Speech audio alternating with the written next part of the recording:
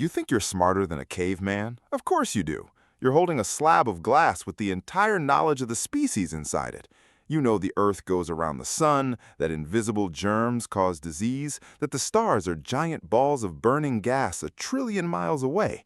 Og, on the other hand, thought the sun was, at best, a very reliable and very angry god. So this one's easy, right? Modern human, genius. Caveman, lovable idiot. I'm going to spend the next few minutes slowly taking that smug little feeling apart, because the honest answer to "were ancient humans dumber than us" is one of the most uncomfortable, surprising, and genuinely unsettled questions in all of human science. And it starts with a fact about the thing sitting inside your skull right now that almost nobody knows. Here it is. For most of the last century, the accepted story in anthropology was simple and a little brutal. Your brain is smaller than your ancestors, not by a hair, noticeably.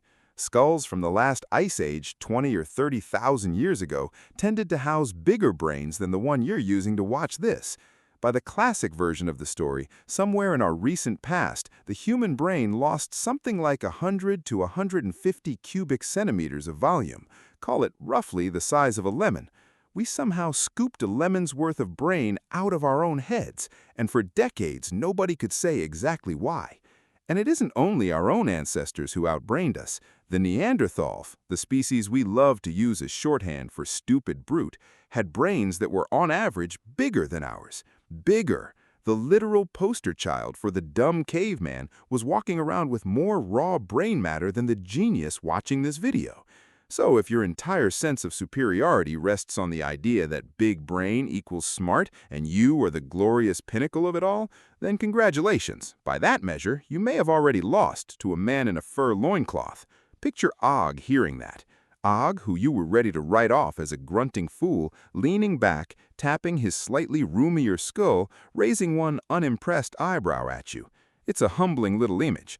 So let's actually dig in, because this story has two enormous twists, and both of them matter. The first twist is that even the "your brain shrank" story I just told you with such confidence is now in serious doubt. In 2021, a team of scientists made big headlines with a bold version of it.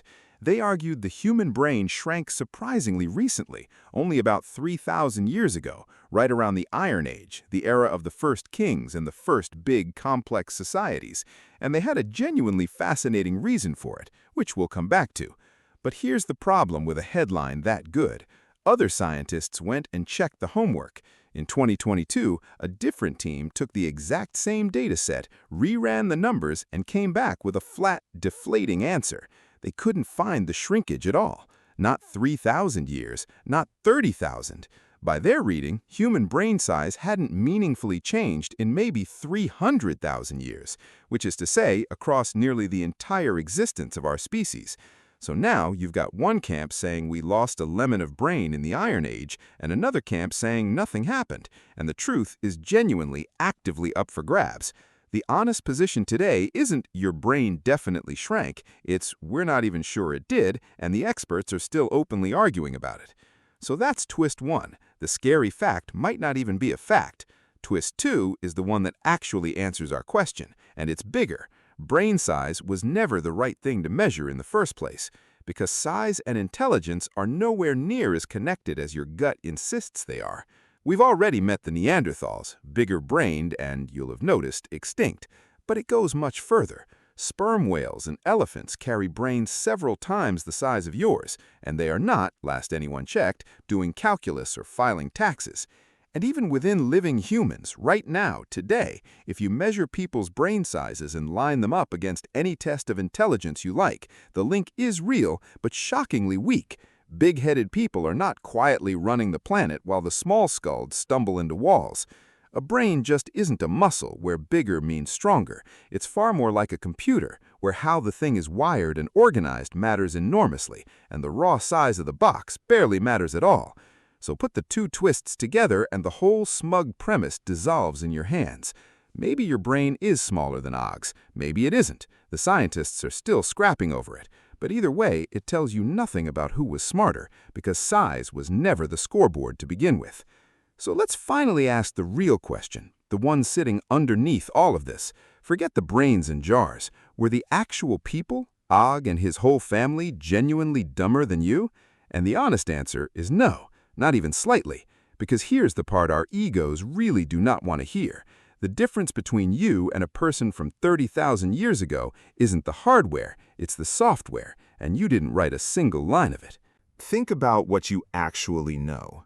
You know the Earth orbits the Sun because someone told you. You did not work it out. You know germs cause disease because you were taught it as a child, not because you bent over a microscope and discovered it.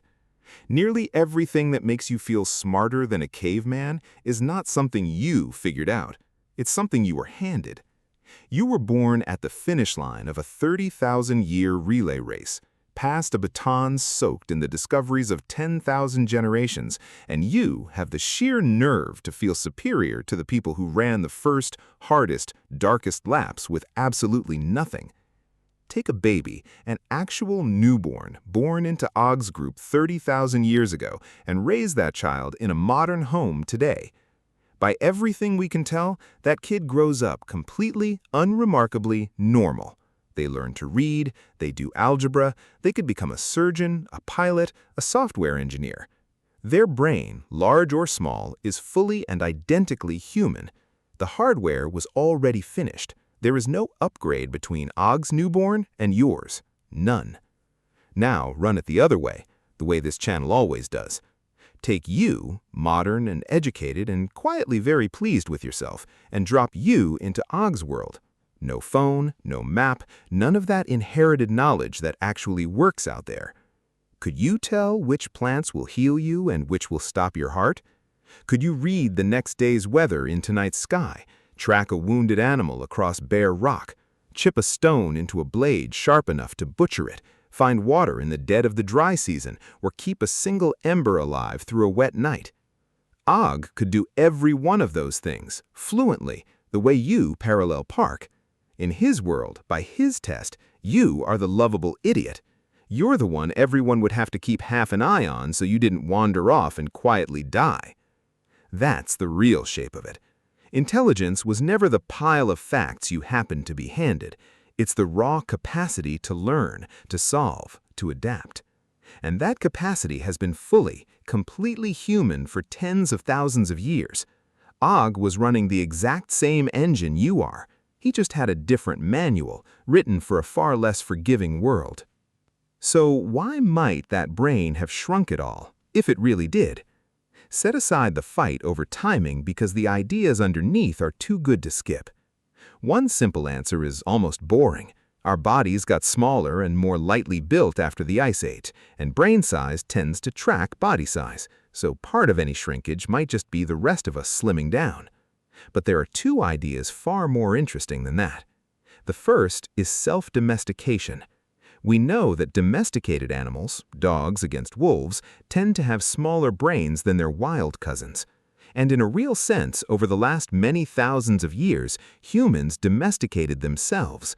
We settled down, turned down the dial on raw aggression, and rewarded the cooperative and the calm. Tame a species, even by its own hand, and the brain often quietly shrinks along with the temper. And the second idea is the beautiful one the 2021 team built their whole headline on: collective intelligence. A brain is hideously expensive. It's a couple % of your body weight, and it burns something like a fifth of all your energy every hour, just ticking over. For a hunter-gatherer who personally had to remember every plant, every trail, every trick that kept them breathing, that huge, greedy brain was worth every single calorie. But once humans clustered into big, complex societies, the rules changed. You no longer had to know everything yourself because the group knew it. Knowledge could be parked outside your skull, in specialists, in traditions, and eventually in writing. The blacksmith didn't need the farmer's knowledge, and neither of them needed the priest's. And once the group remembers for you, the savage pressure to maintain your own enormous, costly brain can quietly ease off.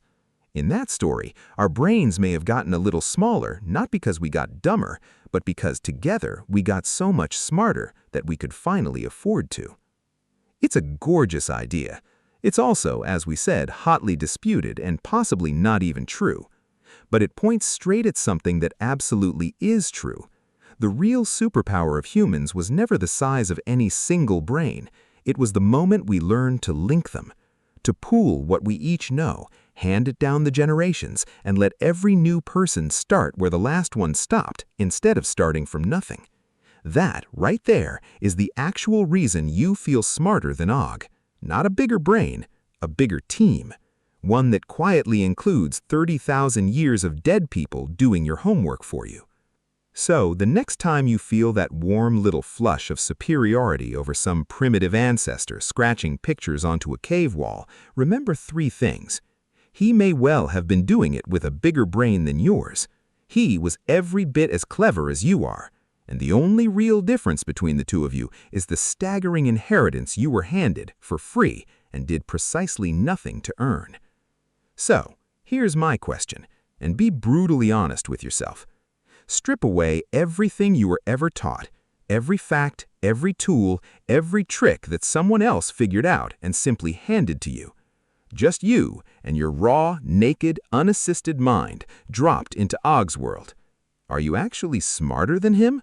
Or have you just been standing on his shoulders this whole time, mistaking the view for your own height? Tell me down in the comments. See you in the next life.